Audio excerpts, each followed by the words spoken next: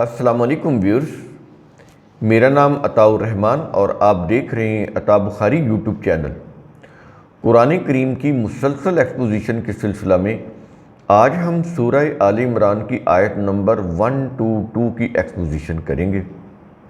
تو یہ آیت بھی سابقہ آیات کا تسلسل ہی ہے، جیسا کہ پچھلے لیکچر میں ہم نے آپ کو بتایا تھا کہ جنگ احد کی بات ہو رہی ہے، جو جنگ بدر کے ریئیکشن میں لڑی گئی اس کا انتقام لینے کے لیے۔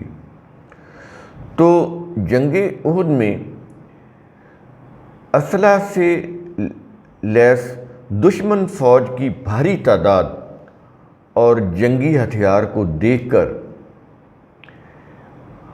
مسلم سپاہ کے دلوں کے اوپر کیا بیت رہی تھی، قرآن کریم اس کی بات کر رہا ہے۔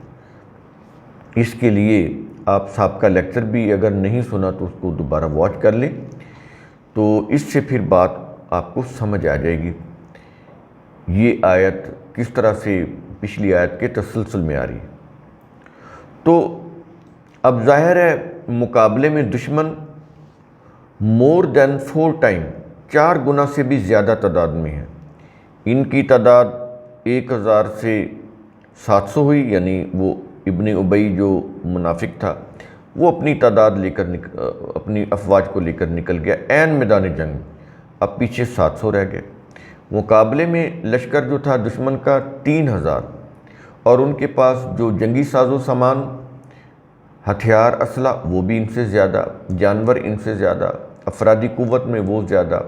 پھر ایک انتقام بھی تھا اپنے سرداران کا، اپنے باپ دادا کا، اپنے رشتہ داروں کا، اپنے قبیلے کے جو سردار تھے مر گئے تھے جنگ بدر میں لڑتے ہوئے، ان کا انتقام۔ ظاہر انتقام میں تو ایک غیرت ہوتی، ایک حمیت ہوتی ہے، تو اس کی روح سے ایک یوں کہہ لیں انسان ایک بڑے ڈٹرمینیشن کے ساتھ مقابلے میں آتا ہے۔ تو جذبہ ان کا بہت زیادہ، اس میں بڑی شدت تھی کہ ہمارے 70 جو اتنے اہم افراد تھے جنگ بدر میں ان کے ہاتھوں مارے گئے۔ تو یہ بڑے جوش اور جذبے کے ساتھ، بڑی تیاری کے ساتھ قریش مکہ کا لشکر آیا تھا جنگ احد میں۔ تو ان کو دیکھ کر تو یوں کہہ لیں کہ حوصلے پست ہو جاتے تھے، اتنا بڑا لشکر۔ اور پھر یہاں پر یہ بھی چیز سمجھ لیں کہ بعض آیات جو ہیں جو منافقین سے ریلیٹڈ ہیں، یہ یہاں پر اس کے کرنے کا موقع تو نہیں، لیکن میں کچھ اشارتاً بات کروں گا، کیونکہ یہ جو جنگ ہے جنگ احد، اسی میں جو کچھ ہوا اور پھر ہسٹری نے اس کو مزید اس کو بڑھا چڑھا کر اپنی طرف سے کچھ چیزیں ڈال کر جس طرح سے صحابہ کرام کے خلاف ہسٹری مرتب کی جنگ احد میں، تو جو لوگ زبان درازی کرتے ہیں ان کے اوپر تان و تشنیع کرتے ہیں، اگر وہ خود میدان جنگ میں ہوتے تو وہ تو لڑے نا دشمن کے ساتھ اپنے سے 4 گنا زیادہ قوت والے لشکر کے ساتھ، تو یہ تو ٹھہر ہی نہیں سکتے تھے جن لوگوں نے یہ ہسٹری لکھی۔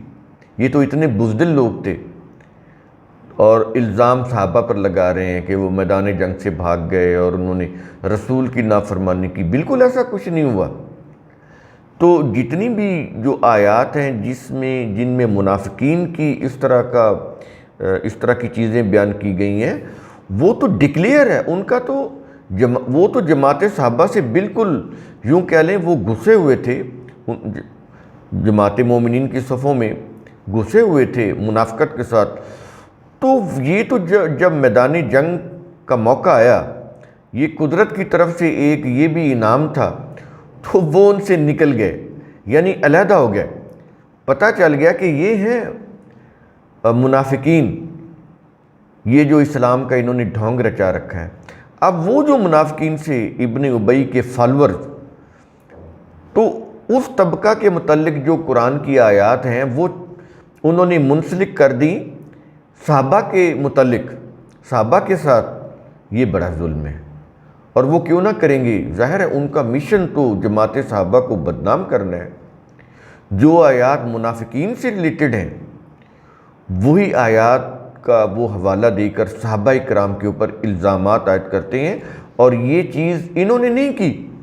جن لوگوں نے سیرت کی کتابیں لکھی، پرشین مورخین نے، پرشین مفسرین نے، پرشین سیرت نگاروں نے، یہ کام انہوں نے کیا، اور اسی کو کاپی کر رہے ہیں ان کے فالورز، وہ اہل تشیع ہوں یا وہ دوسرے اہل سنت ہوں، کوئی بھی ہوں، سارے ہی اس میں کم و بیش شامل ہیں۔ اس کی وجہ یہ ہے کہ قرآن کے اوپر ان کا اعتماد ہی نہیں ہے، وہ خالص قرآن کی بات کو سمجھنا ہی نہیں چاہتے۔ ان کا اعتماد کس چیز کے اوپر ہے؟ پرشین ہسٹورین کے اوپر، ان کی لکھی ہوئی روایات، سیرت، ان کی لکھی ہوئی جنگوں کے حال احوال، ان کے اوپر ان کا یقین ہے۔ ولادت کی کہانیوں کے اوپر، شہادت کی، وہ جو مرنے والوں کی جو شہادتیں بنائی ہوئی ہیں، ان کہانیوں کے اوپر ان کا یقین ہے، قرآن کے اوپر نہیں ہے۔ تو ٹھیک ہے، جب نہیں ہے تو وہ جو صحابہ کرام کے متعلق جو کہتے چلے جائیں، لیکن اسی میں آپ دیکھ لیں کہ یہ جو آیات آ رہی ہیں، اسی میں آپ کو پتہ چل جائے گا کہ واضح ہوگی جنگ احد کے میدان میں جو منافقین تھے، جو بظاہر کہہ رہے تھے، جنہوں نے ٹریٹی سائن کی تھی، معاہدہ کیا تھا میثاق مدینہ کا، اس میں انہوں نے دستخط کیے تھے کہ ہم مسلم جماعت کے ساتھ مل کر مدینہ کا دفاع کریں گے، اگر مدینہ کے اوپر کوئی بھی دشمن طاقت حملہ آور ہوتی ہے تو ہم اس کا قوت کا مقابلہ کریں گے مل کر۔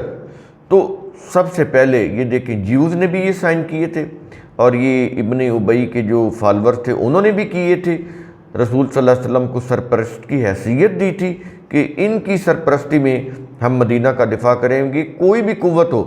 لیکن آپ یہ دیکھیں کہ جب جنگ بدر ہوئی، اس کے بعد 1 سال کے بعد پھر جنگ احد ہوئی، تو جنگ احد میں یہ بالکل پھر علیحدہ ہو گئے مسلم جماعت سے۔ 300 افراد پر مشتمل جو لوگ تھے، وہ ان سے کٹ کر علیحدہ ہو گئے۔ انہوں نے کہا ہم نہیں جنگ لڑ سکتے، انہوں نے بہانہ بنایا، تو انہوں نے معاہدہ کی خلاف ورزی کی۔ تو منافقین سے ریلیٹڈ جو آیات ہیں، اس میں صحابہ کو شامل کر لینا یہ بڑے ہی ظلم کی بات ہے، اور ان کا تو کچھ نہیں جائے گا۔ جو لوگ الزامات عائد کر رہے ہیں وہ اپنے اوپر خود ظلم کر رہے ہیں۔ جماعت صحابہ کا مقام تو بہت بلند ہے، نبی کریم صلی اللہ علیہ وسلم کی تربیت یافتہ اور قرآن کے اوپر ایمان لانے والے، نبی کریم صلی اللہ علیہ وسلم کے اوپر جنہوں نے سایہ کیے رکھا، کوئی تکلیف نہیں پہنچنے دی، اسلام کی شان کو انہوں نے بلند کیا، دین کا نظام قائم کیا، دنیا کے اوپر رولنگ کی۔ تو یہ جتنا مرضی ان کو برا کہتے رہیں، لیکن انہی کی ہسٹری کے اندر اتنا مواد ہے صحابہ کرام سے ریلیٹڈ، جہاں پر وہ ان کے خلاف الزامات عائد کرتے ہیں، اس کے باوجود وہ دیکھیں نا، مجرم اپنے نشانی چھوڑ جاتا ہے جس سے اس کا جرم پکڑا جاتا ہے۔ تو اسی ہسٹری کے اندر جس کو انہوں نے بڑی پلاننگ کے ساتھ مرتب کیا، جس میں بڑی پلاننگ کے ساتھ جنگی واقعات انہوں نے لکھے، سیرت رسول لکھی، سیرت صحابہ لکھی، اسی ہسٹری سے میں نے عظمت رفتہ میں وہ مٹیریل نکال کر علیحدہ کیا جو ثابت کرتا ہے کہ جو مروجہ، جو مشہور روایات جو نصاب میں بھی داخل کی گئی ہیں صحابہ کے خلاف، قرآن کے خلاف، رسول صلی اللہ علیہ وسلم کے خلاف، ان کی ازواج مطہرات کے خلاف، وہ تو اسی خود ہسٹری کے اندر وہ کنٹراڈکٹڈ ہے، کیونکہ ان کے برخلاف ایسی روایات ہیں جس کو ہم نے عظمت رفتہ میں ڈسکرائب کیا پورے حوالوں کے ساتھ۔ تو یہ کہنا کہ جو چیزیں مشہور ہیں وہ صحیح ہیں، تو یہ بالکل غلط ہے۔ ہسٹری کا وہ رخ دیکھیں جس کے اندر ثابت ہوتا ہے کہ قرآن کریم کی جو شہادتیں ہیں صحابہ کرام کے حق میں، وہ بالکل کلیئر ہے، ان کے اندر کوئی منافق نہیں تھا۔ تو منافقین کی جماعت بالکل علیحدہ ہے۔ یہ چیزیں بہت ضروری ہیں واضح ہونی۔ تو اب یہ ضروری تمہید کے بعد ہم شروع کرتے لگے ہیں۔ جنگ احد، دشمن بھاری تعداد میں 4 گنا سے زیادہ، اور ان کے مقابلے میں اب یہ جو لشکر ہے 700 صحابہ کا، اس میں اب پیور مومنین آ گئے، جو 300 منافقین سے وہ نکل گئے، 1000 کا لشکر نہ رہا، 700 کا رہ گیا۔ تو اب یہ 700 کا لشکر مقابلے میں 3000 کا، کوئی ہے نسبت تناسب؟ تو اس وقت ان کی جو حالت ہو رہی تھی کیا تھی؟ قرآن بتا رہا ہے اذ ہمت طائفتان منکم، جب تم میں سے دو گروہوں کے دلوں میں خیال پیدا ہوا، کیا؟ ان تفشلا، یہ کہ وہ ہمت ہار دیں۔ ظاہر ہے ایک آدمی اس کے مقابلے میں 4 آدمی اس کو مارنے آ جائیں تو ایک دفعہ تو وہ ہمت ہارے گا، سوچے گا کہ یہ کوئی مقابلہ تو نہیں ہے، یہ کوئی تناسب تو نہیں ہے، چلے 4 ان کے ہیں تو ہم 3 ہو جائیں، 2 ہو جائیں، کچھ تو نسبت تناسب ہو۔ ایک بندہ اور مارنے والی 4 سے زیادہ، تو کیا حالت ہوگی؟ اس لیے قرآن کریم کہہ رہا ہے دل میں خیال آ جانا یہ کوئی برائی چیز، بری بات نہیں ہے کہ ان کے دل میں یہ خیال آیا ہم تو 700 کی تعداد میں ہیں، مقابلے میں 3000 کا لشکر ٹکا بوٹی کر کے رکھ دے گا یہ، تو یہ چیزیں ہمیں نقصان ہو سکتا ہے، ہماری جانیں جا سکتی ہیں۔ یہ چیز ہے کہ وہ ہمت ہار دیں۔ خیال آیا ان کے دلوں میں، ہمت ہاری نہیں انہوں نے، دیکھیں خیال آنا اور چیز ہے، لیکن جو کچھ انہوں نے کیا وہ تو ظاہر ہے، وہ تو سامنے ہے، وہ تو جیسی بھی ہسٹری اس سے بھی پتہ چل جائے گا کہ پورا فوکس تھا دشمن کی تیروں کا رسول صلی اللہ علیہ وسلم کے اوپر، اور صحابہ کرام نبی کریم صلی اللہ علیہ وسلم کو اپنے درمیان میں لے کر ان کے دائیں بائیں آگے پیچھے وہ تیروں کے وار اپنے سینوں کے اوپر جھیل رہے تھے، لیکن نبی کریم صلی اللہ علیہ وسلم کو آنچ نہیں آنے دی اور محفوظ ان کو پہاڑی پر لے کر گئے، ہمت نہیں ہاری انہوں نے۔ ہاں دل کے اندر خیال آ جانا کہ دشمن کی تعداد بہت زیادہ ہے، یہ اور چیز ہے، یہ تو فطری چیز ہے، یہ تو آئے گا، اس کو آپ روک ہی نہیں سکتے، آپ کیسے روکیں گے؟ لیکن ہمت نہیں ہاری، ہمت ہار دینے کا خیال ضرور آیا، ظاہر ہے حوصلہ پست ہوتا ہے۔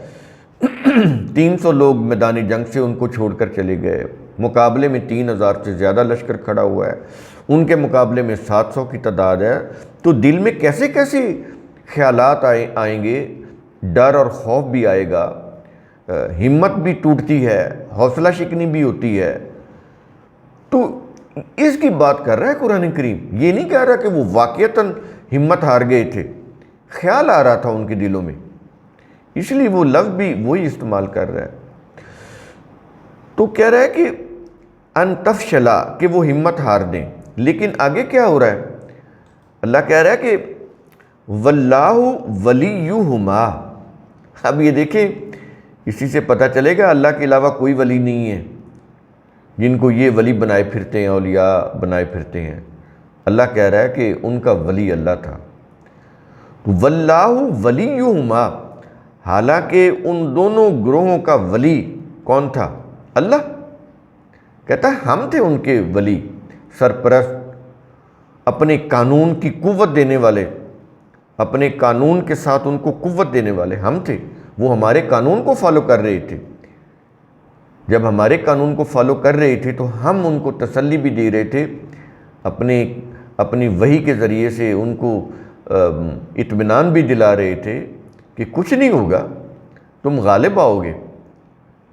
یہ چیز ہو رہی ہے اس آیت کے اندر، یہ چیز بتائی جا رہی ہے، واللہ ولیہما، تمہارا سرپرست، تمہارا مددگار، تمہارا دوست اللہ ہے، یعنی اس کا قانون، اس کے قانون کی تائید و نصرت تمہارے ساتھ ہے۔ ان چیزوں سے تسلی ہوتی ہے، دل بڑھتا ہے، حوصلے بڑھتے ہیں، ہمت جمع ہوتی ہے، پامردی اور استقلال پیدا ہوتا ہے، اور تسلی دینے والا پھر کریٹر ہو تو پھر ایک عام آدمی کو تسلی دے دے، آپ پریشان ہو تو کتنے دل کے اندر تقویت پیدا ہو جاتی ہے، کتنے آپ انرجیٹک ہو جاتے ہیں، مایوسی چھٹ جاتی ہے۔ اگر تسلی دینے والا خود کائنات کا مالک اللہ ہو تو پھر بتائیں کہ ان کے دلوں کے اندر کتنی مضبوطی پیدا ہوئی ہوگی، انہوں نے ہمت کیوں ہارنی تھی؟ خیال آ جانا اور بات ہے، تعداد کی کثرت کو دیکھ کر دل میں کوئی وسوسہ خیال پیدا ہوا وہ اور چیز ہے۔ ہمت جو ہے وہ ان کی کم ہوتی ان کو نظر آ رہی تھی، کیسے مقابلہ کریں گے۔ تو جیسی یہ چیز ہوئی اللہ نے کہا واللہ ولیہما، حالانکہ ان دونوں گروہوں کا ولی اللہ تھا، تو کیسے ان کی مدد نہ کرتا۔ تو ان دونوں گروہوں کو، یہ دونوں گروہوں سے مراد کون ہیں؟ مہاجرین اور انصار، دونوں، بڑا ہی مقام ہے ان کا۔ پوری دنیا کی جتنی بھی آپ تاریخ اٹھا لیں، ان جیسا ایثار، ان جیسی سیکریفائسز آپ کو کہیں نظر نہیں آئیں گے۔ تو یہاں پر یہ چیز کہی جا رہی ہے، اور آگے ایک تو یہ کہا کہ اللہ ان کا ولی، اور اللہ یعنی ولی سے کیا مراد ہے؟ اللہ ان کا دوست، سرپرست، مددگار، ان کا حامی و ناصر، اپنے قانون کی تائید اور کی نصرت کے ساتھ ان کی مدد کرنے والا، اپنے قانون کی ذریعے سے ان کی تائید اور نصرت کرنے والا۔ تو اس کے بعد کہا کہ وَعَلَى اللَّهِ فَلْيَتَوَكَّلِ الْمُؤْمِنِينَ، وَعَلَى اللَّهِ فَلْيَتَوَكَّلِ الْمُؤْمِنُونَ۔ اب یہاں پر یہ بھی چیز بتا دی کہ اصول بتا دیا کیا، چنانچہ مومنین کو چاہیے کہ وہ اللہ ہی پر توکل کریں۔ یہ توکل بھروسہ ہوتا ہے، ٹرسٹ کرنا۔ ٹرسٹ کس چیز کا؟ یہ کہ ہم حق پر ہیں، اس کے قانون کو فالو کر رہے ہیں، ہم حق پر ہیں، لہٰذا یہ جو ہماری کو کمی پیشی ہے ہم اوور کم کر جائیں گے، ہم غالب آئیں گے، بالآخر غالب آئیں گے۔ اس جنگ میں ہار بھی گئے تب بھی ہم بالآخر اینڈ رزلٹ دیکھنا ہوتا ہے نا، اینڈ رزلٹ ہم غالب آئیں گے۔ تو اس لیے کہہ رہا ہے کہ چنانچہ مومنین کو اللہ ہی پر بھروسہ کرنا چاہیے۔ ٹھیک ہے تمہاری تعداد کم ہے، دشمن کی تعداد بہت زیادہ ہے، وہ کوئی تمہیں تھوڑا سا نقصان بھی پہنچا دیں گے، پیچھے کہی ہے یہ بات، لیکن تمہارا کوئی بہت بڑا نقصان نہیں کر سکتے۔ تو یہ چیزیں تسلسل کے ساتھ ان آیات میں اب چلیں گی، آگے بھی آئیں گی۔ تو ملائکہ کی مدد کا بھی ذکر آئے گا اگلی آیات کے اندر، جس کو انہوں نے بڑا ہی دیو مالائی قصے بنا کر بیان کیا۔ تو یہ چیزیں جو ہیں پھر بعد میں یہ وہ داستانیں بن گئی ہیں، وہ داستانوں کے طور پر مشہور ہیں، جن کا حقیقت سے کوئی تعلق نہیں ہے۔ قرآن کریم تو بڑی ہی بلند پایا، بلند سطح کے اوپر گفتگو کرتا ہے۔ تو یہاں پر کیا چیز ہوئی کہ کوئی بھی جماعت جب اللہ کے قوانین کو فالو کر رہی ہو، صرف اللہ کے قوانین کو، وہ کہاں پر ہے؟ کتاب اللہ کے اندر، قرآن کے اندر، تو وہ قوم بالآخر غالب آ کر رہتی ہے، بھلے ان کی تعداد کم بھی ہو، وہ اپنی پامردی کے ساتھ، استقلال کے ساتھ جب کام کرتی رہتی ہے تو وہ بالآخر غالب آ جاتی ہے۔ اور جب وہ کم تعداد میں بھی ہوتی ہے، قوت بھی کم ہوتی ہے، تو اس میں پھر یہ نہیں کہ مایوس ہو کر بیٹھ جانا ہے، بلکہ اللہ کے قوانین کے اوپر بھروسہ رکھ کر اپنی تعداد کو بڑھانا ہے۔ یہ نہیں کہ تعداد اتنی رکھنی ہے تو بس ٹھیک ہے ہم جیت جائیں گے، ایسا نہیں ہے۔